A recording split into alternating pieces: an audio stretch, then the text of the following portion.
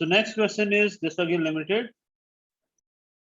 I would again say reading of question is most important. Properly absorb करें कि question में आपसे क्या बात पूछी जा रही है, क्या आपको information दी जा रही है, क्या requirement है, carefully read out करें और उसके मुताबिक questions को solve करने की कोशिश करें. DL purchase कर रहा है specialized vehicle for 370 million on 1st July 17. The vehicle have an estimated useful life of 10 years with residual value of 30 million. The revalued amount of the vehicle as at 31st December 18 and 19 were determined at 302 and 290 million respectively.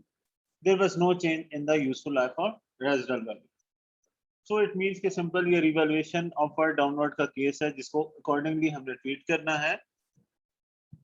Second, DL set up a manufacturing plant in a remote area at a cost of 280 million. The plant had a useful life of 8 years.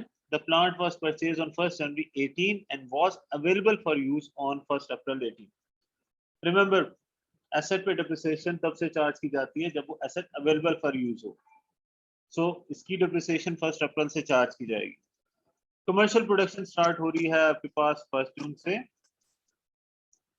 And 1st July को DL ने receive किया government grant of 120 million toward the cost of plant. The sanction letter states that if DL ceases to use the plant in the remote area before 31st December 21, DL would be required to repay the grant in full. सारी grant उसे वापस कर देनी पड़ेगी.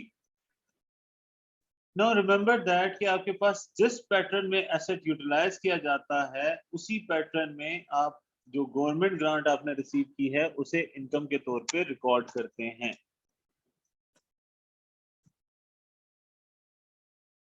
No doubt हमारे पास दो method के तहत रिकॉर्ड कर सकते हैं गवर्नमेंट ग्रांट को, या नेट ऑफ कर दें उसे एसेट की वैल्यू में से, या अलग से इनकम रिकॉर्ड करें. मैं जो बात कर रहा हूँ कि अगर एसेट को गवर्नमेंट ग्रांट को एज इनकम रिकॉर्ड करना है तो सेम पैटर्न में आपके पास इनकम कैलकुलेट की जाएगी कि जिस पैटर्न में एसेट डिप्रिसिएट किया जाता है.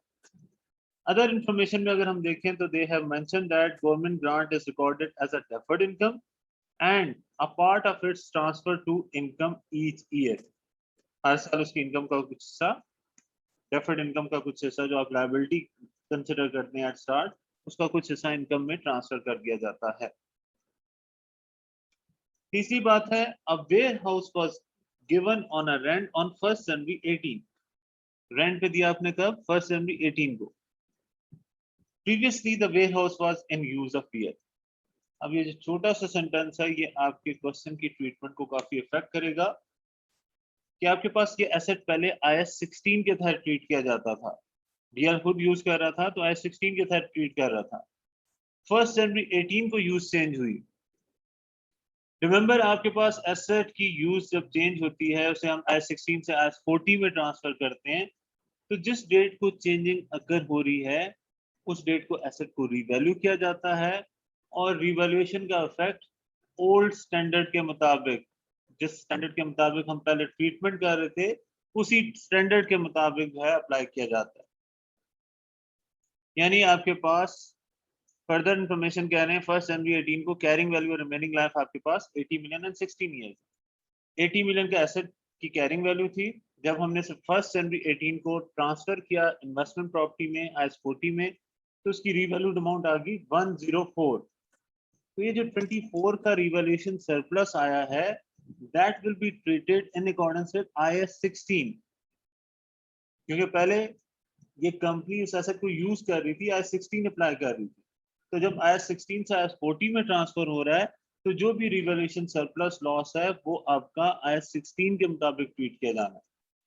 हाँ, सब्सिक्वेंटली जो चेंज आएगा 104 से 96 और 96 से 115 वो आपका चेंज IAS 40 के मुताबिक ट्रीट किया जाएगा. अदर इंफॉर्मेशन में डीएल यूज कर रहा है cost model subsequent measurement of PP के लिए एक्सेप्ट फॉर स्पेशलाइज्ड व्हीकल जिसके लिए रिवैल्यूएशन मॉडल यूज किया जा रहा है. मैक्सिमम पॉसिबल अमाउंट ट्रांसफर की जा रही है रिवैल्यूएशन सरप्लस से retain earning on annual basis. Remember excess depreciation जिसको कैलकुलेट करने के लिए फार्मूला यूज किया जाता है revaluation surplus divided by remaining life. Then उसके बाद हमारे पास मेंशन किया जा रहा है गवर्नमेंट ग्रांट रिकॉर्ड की जा रही है डेफर्ड इनकम के तौर पे और investment property fair value model के तहत रिकॉर्ड की जा रही है, यानी जो भी इन्वेस्टमेंट प्रॉपर्टी में चेंजेस आएंगी वो प्रॉफिट एंड लॉस में रिकॉर्ड कर ली जाएंगी। तो फर्स्ट तो हम कैलकुलेशन करते हैं अबाउट मोटर व्हीकल्स कि जिसे रिवैल्यूएशन मॉडल अप्लाई करने के हवाले से रिकॉर्ड किया जाना है। 370 मिलियन का व्हीकल परचेज किया था 1 जुलाई 17 को और ईयर एंडिंग डेट आपकी 31 दिसंबर है।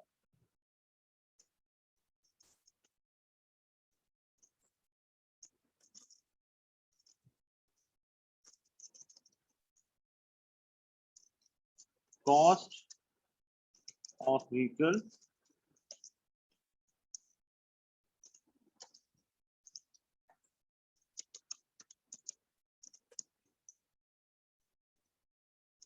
आपके पास गिवन है 370 मिलियन,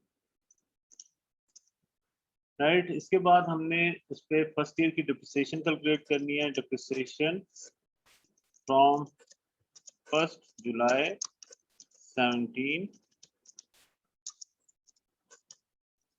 टू 31 दिसंबर 17। डिप्रिसिएशन कैसे कैलकुलेट की जाएगी? 370 million cost of asset plus residual value 30 million और डिवाइडेड बाय लाइफ। लाइफ कितनी मेंशन है? लाइफ इज मेंशन है 10 ईयर। 10 ईयर की लाइफ मेंशन है। 10 ईयर की लाइफ के मुताबिक इसे ट्रीट किया जाएगा और इसके बाद सब्सिक्वेंट रिवैल्यूएशन इसकी 31 दिसंबर 18 को होगी। तो ये हमारे पास आ जाती है इसकी वैल्यू 340 डिवाइडेड बाय 10, 34 मिलियन आपके पास फर्स्ट ईयर की डिप्रिसिएशन आ जाएगी। देन इसके बाद हमारे पास depreciation from 1 January 18 to 31 December 18।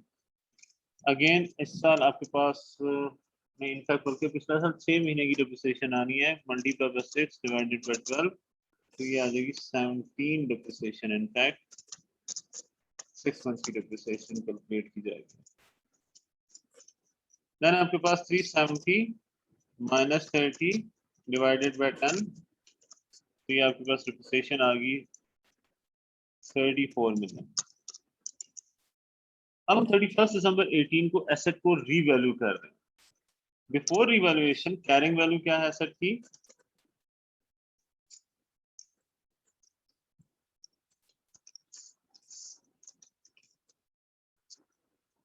ये आ जाती है आपके पास 51 लेस कर दें 370 में से तो 319 मिलियन।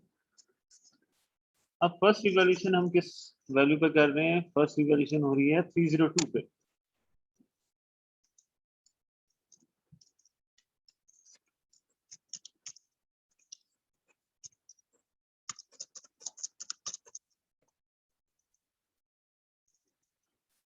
तो ये 302 पे रिवैल्यूएशन हो रही है। जब भी आपके पास रिवैल्यूएशन की जाती है आप रीवैल्यूड अमाउंट को कैरिंग वैल्यू से कंपेयर करते हैं। If carrying value is greater तो ये आपके लिए रिवैल्यूएशन लॉस है जिसे प्रॉफिट एंड लॉस फॉर्म में चार्ज किया जाता है। अगर आपके पास रीवैल्यूड अमाउंट ग्रेटर हो तो वो फिर आपका रिवैल्यूएशन सरप्लस है जिसे ओसीए में रिकॉर्ड किया जाता है। अब यहाँ पे एसेट की कैरिंग वैल्यू 319 मिलियन है, रीवैल्यूड अमाउंट 302 मिलियन है। 17 मिलियन से एसेट की कैरिंग वैल्यू ग्रेटर है तो ये आपका रिवैल्यूएशन लॉस होगा जिसे हम रिकॉर्ड करेंगे to be charge and profit and loss account.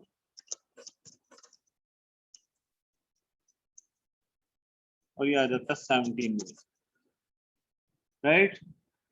अब उसके बाद डिप्रिसिएशन कैलकुलेट करेंगे। Depreciation for the year ended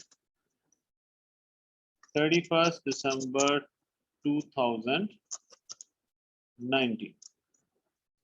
अब इसकी डिप्रिसिएशन क्या आएगी? Revalued amount 302 minus residual value 30 divided by remaining life 8.5 years। Why so?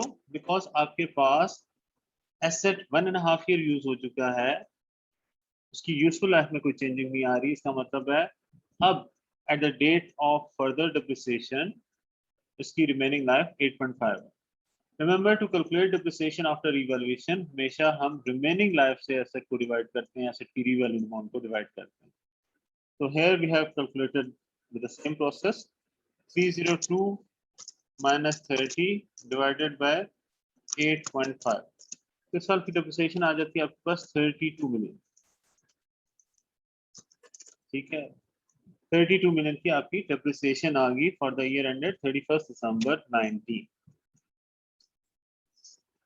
अब इसके बाद हमारे पास नेक्स्ट ईयर क्या हो रहा है, 31 दिसंबर 19 को अगेन रिवैल्यू कर रहे हैं एसेट, तो 290 मिलियन का एसेट रिवैल्यू किया जा रहा है। Now we will consider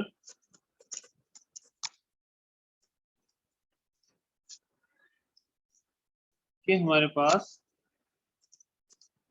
carrying value before second revaluation या रिवैल्यूएशन एट 31 दिसंबर 19, उससे पहले कैरिंग वैल्यू आपके पास आ रही है 302 में से 32 माइनस कर दें, 302 माइनस 32 ये आ जाती है आपके पास वैल्यू 270 मिलियन। आपके पास 31 दिसंबर 19 को before revaluation, before second revaluation carrying value of asset 270 million mention की जा रही है और एसेट को रिवैल्यू हम कर रहे हैं 290 मिलियन का। तो अब हमने कंसिडर ये करना है कि how much amount will be recorded as revaluation surplus.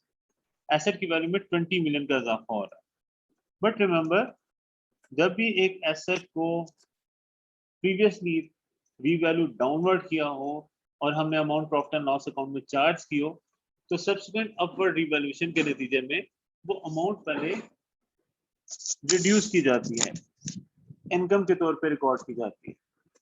यानी आपके पास जो एंट्री पास होगी सेकंड रिवैल्यूएशन की वो कुछ ऐसे होगी, डेबिट हम कर देंगे एसेट को, क्या है एसेट व्हीकल, ये 20 मिलियन से डेबिट हो जाएगा सेकंड रिवैल्यूएशन की एंट्री। इसके अलावा आपके पास सेकंड रिवैल्यूएशन, फर्स्ट रिवैल्यूएशन के बाद जो आपकी सब्सिक्वेंट डेप्रिसिएशन थी वो आप डेबिट करेंगे और वो है आपके पास 32 मिलियन की।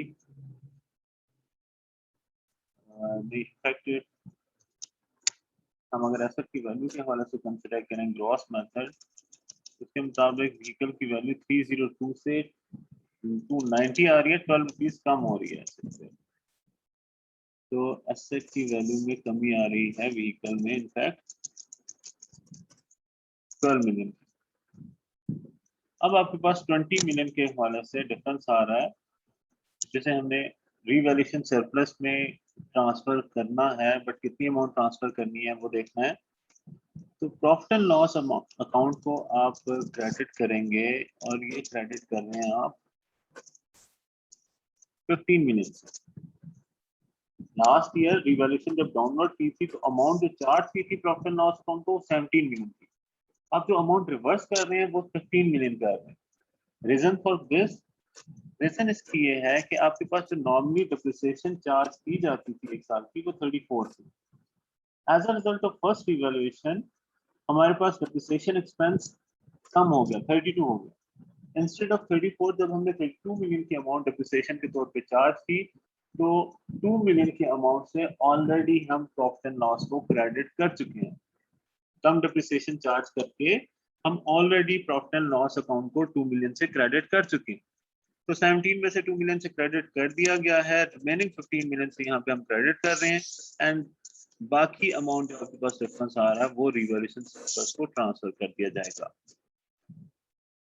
अगेन आपके पास 302 आपके पास लास्ट ईयर की रिवैल्यू अमाउंट थी, 302 से आपके पास एसेट की वैल्यू न्यू रिवैल्यूएशन के मुताबिक 290 होगी, उसमें 12 मिलियन की कमी होगी। इसके अलावा आपके पास प्रीवियस ईयर में जो डेप्रिसिएशन चार्ज की गई वो हमने रिमूव की डेबिट करके। अब हमने ये कंसिडर किया कि फर्स्ट रिवैल्यूएशन के रिजल्ट के तौर पे 17 मिलियन की amount profit and loss account को चार्ज की गई थी, उसे रिवर्स करना। इंस्टेड ऑफ 17 मिलियन हम 15 मिलियन को रिवर्स कर रहे हैं। रीजन इसकी क्या है कि एक्चुअल डेप्रिसिएशन चार्ज हमारा 34 था, as a result of first revaluation depreciation charge कम हो गया, यानी हमने 34 मिलियन की जगह 32 मिलियन की अमाउंट एज एक्सपेंस चार्ज की। तो वो जो 2 मिलियन की अमाउंट हमने एक्सपेंस कम चार्ज किया वो ऑलरेडी प्रॉफिट एंड लॉस आपका क्रेडिट हो गया। बाकी 15 मिलियन से हमने प्रॉफिट एंड लॉस को क्रेडिट, और रिमेनिंग जो आपके पास इंक्रीज आ रहा है एसेट की वैल्यू में, वो रिवैल्यूएशन सरप्लस के नाम से रिकॉर्ड कर, तो this will be recorded. And second, इसके बाद अब हम देखते हैं कि हमारे पास मैन्युफैक्चरिंग प्लांट रिमोट एरिया में 280 मिलियन का, जिसकी यूजफुल लाइफ 8 ईयर मेंशन की गई थी, और इस पे ग्रांट कितनी रिसीव की गई है, 120 की ग्रांट रिसीव की गई है। रिमेंबर, ये ऑपरेटिव हुआ है 1 अप्रैल को, 1 अप्रैल 18 को। तो इन द फर्स्ट ईयर हमारे पास, हम किस ईयर की कैलकुलेशन कर रहे हैं, 19 तक, तो 2 सालों की इसकी कैलकुलेशन करनी है। कॉस्ट ऑफ प्लांट वो आपके पास आ रही है 280 मिलियन, ठीक है। Depreciation for the year ended वो आ जाती है आपके पास 280 divided by 8 multiply by 9 divided by 12, क्योंकि आपके पास 1 अप्रैल को ये ऑपरेटिव हुआ था, तो इसका मतलब है कि 9 मंथ्स की depreciation in the first year charge की जाएगी। 280 divided by 8 multiplied by 9 divided by 12, 26.25 की डेप्रिसिएशन आपके पास आ जाएगी।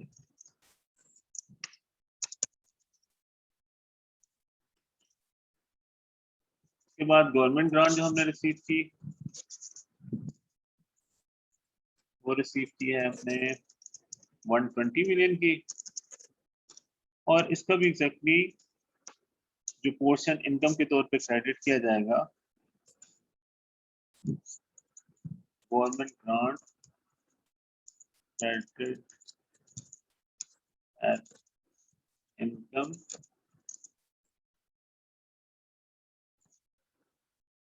फॉर द ईयर एंडेड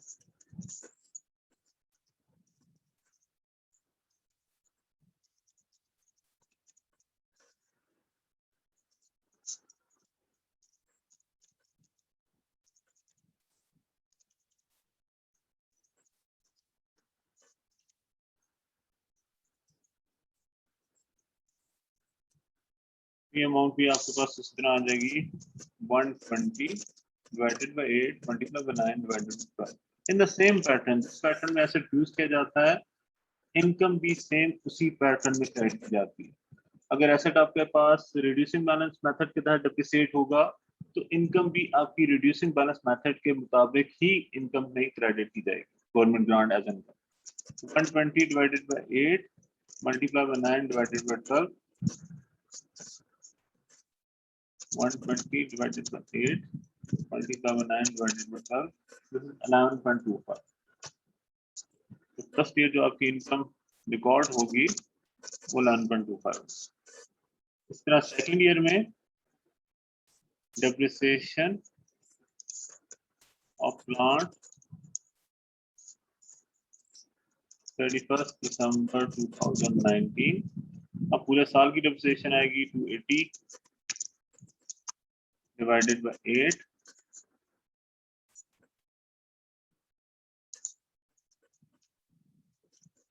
35 की डेप्रिसिएशन आ जाएगी। Let me check, reducing balance method तो नहीं है,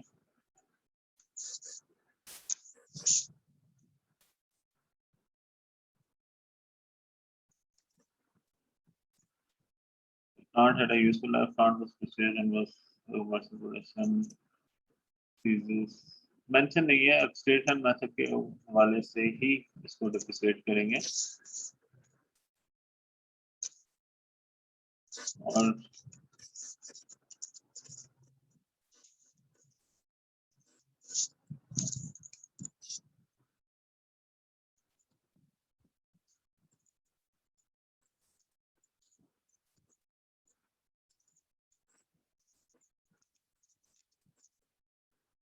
सर ये भी अमाउंट आपके पास 120 डिवाइडेड बाय 8 आ जाएगी, और ये आ जाती है 15। This is about chart, and next part is of investment property. एक वेयर हाउस 1 जनवरी 18 को रेंट आउट किया, प्रीवियसली आपके पास यूज किया जा रहा था। 1 जनवरी को इसकी कैरिंग वैल्यू है वो 80 मिलियन थी, यूजफुल लाइफ 16 ईयर्स थी। अकॉर्डिंग टू दैट आपके पास जो रीवैल्यूएशन सरप्लस क्रिएट हो रहा है at the date of transfer,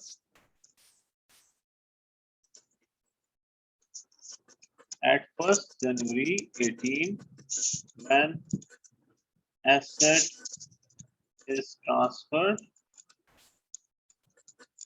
from IS 16 to IS 40। तो इस डेट को आपके पास रिवैल्यूएशन सरप्लस जो आ रहा है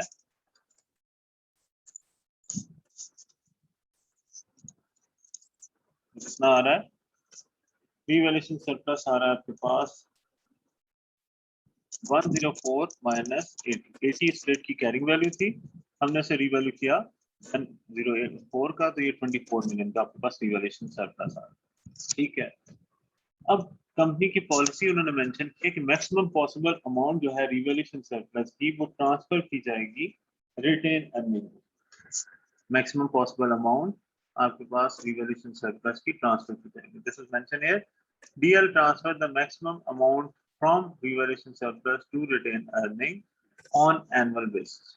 एनुअल बेसिस पे ट्रांसफर की जाएगी। According to that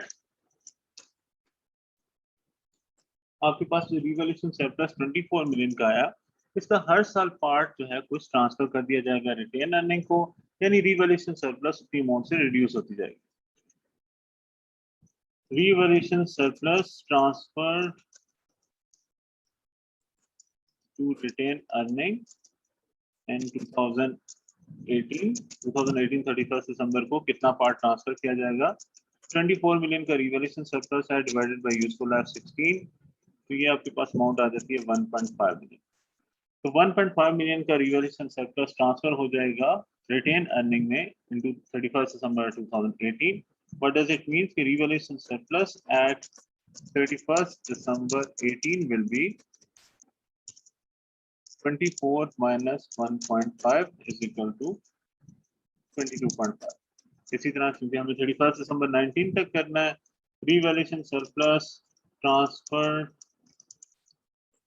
to retain earning in 2019, वो भी एग्जैक्टली आपके पास यही अमाउंट आएगी 1.5 मिलियन, और ये 1.5 मिलियन का अगेन रिवैल्यूएशन सरप्लस जब रिटेन अर्निंग में ट्रांसफर हो जाएगा तो revaluation surplus at 31 December 19 will be कितना आ जाएगा 22.2 22.5 रह गया था, उसमें से मजीद 1.5 लेस करने तो ये अमाउंट आ जाएगी आपके पास 21।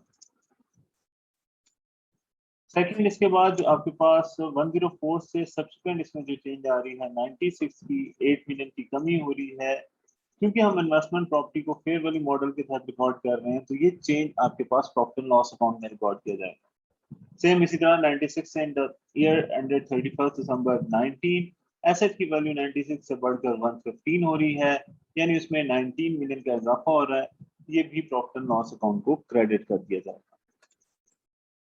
सो आपके पास कंपैरेटिव इंफॉर्मेशन जो एक्सट्रैक्ट्स हैं मेंशन किए गए, व्हीकल आपके पास 2018 में 302 का था, 290 का, प्लांट आपके पास 253 एंड 218.75 का मेंशन किया जा रहा है। How this amount of plant is calculated हम ऊपर देख चुके हैं। 280 में से पहले साल आप लेस करेंगे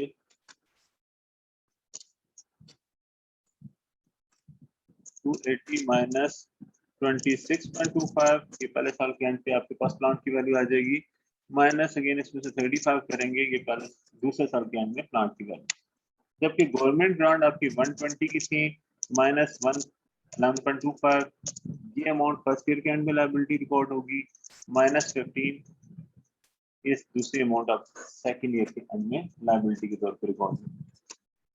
तो आपके पास लायबिलिटी के हवाले से ये मेंशन है 108.75 फर्स्ट ईयर के एंड में गवर्नमेंट ग्रांट लायबिलिटी रिकॉर्ड होगी, क्योंकि हर साल इसका कुछ पोर्शन ट्रांसफर हो रहा है। 120 मिलियन की गवर्नमेंट ग्रांट थी, पहले साल उसका 11.25 का पोर्शन ट्रांसफर हुआ इनकम में, तो लायबिलिटी रहेगी 108। दूसरे साल 15 मिलियन का अमाउंट ट्रांसफर होगी इनकम में, तो लायबिलिटी रहेगी 93। जबकि हमारे पास इन्वेस्टमेंट प्रॉपर्टी 96 और 115 की रिकॉर्ड की जा रही है, रीवैल्यूएशन सरप्लस व्हीकल पे 5 मिलियन जो हमने कैलकुलेट किया, जबकि वेयर हाउस के हवाले से रीवैल्यूएशन सरप्लस हर साल आपका चेंज हो रहा है, रिड्यूस होता जा रहा है बाय 1.5 मिलियन, क्योंकि कंपनी की पॉलिसी है कि एक्सेस डिप्रिसिएशन चार्ज की जाती है रीवैल्यूएशन सरप्लस को या ट्रांसफर की जाती है retainer. So these are the main working of this question.